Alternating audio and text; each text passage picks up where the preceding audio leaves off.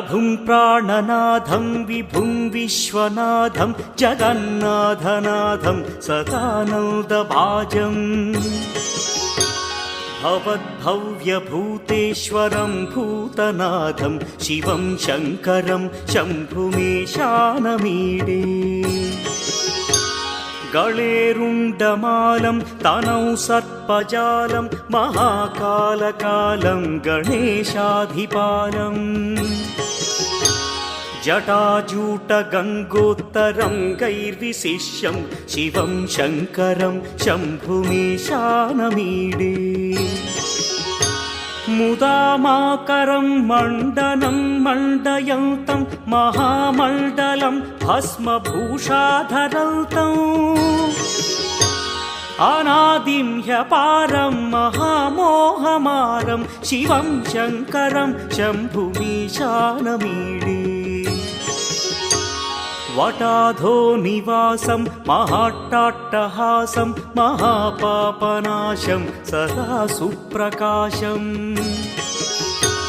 गिरीशं गणेशं सुरेशं महेशं शिवं शङ्करं शम्भुमीशानमीडे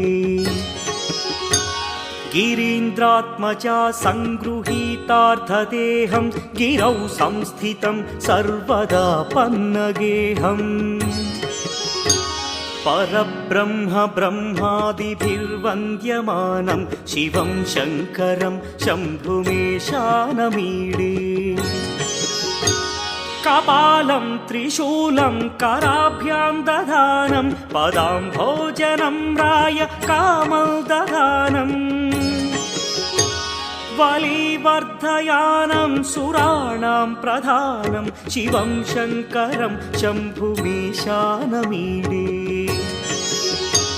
शरच्चन्द्रगात्रं गणानन्दपात्रं त्रिनेत्रं पवित्रं धनेशस्य मित्रम्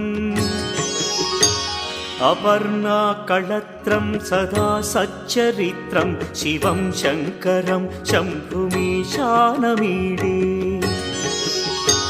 हरं सर्पहारं चिताभूविहारं भवं वेदसारं सदा निर्विकारम्